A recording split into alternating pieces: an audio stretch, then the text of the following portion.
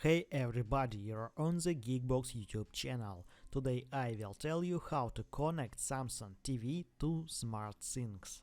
Let's go. Step 1. Log into your Samsung account.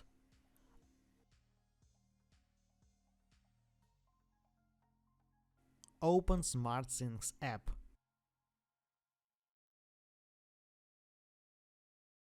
Devices.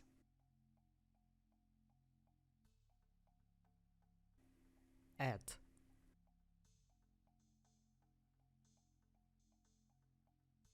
TV.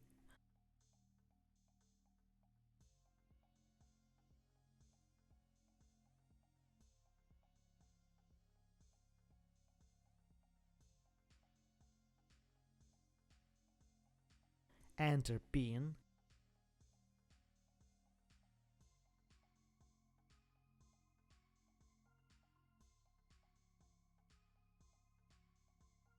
Done.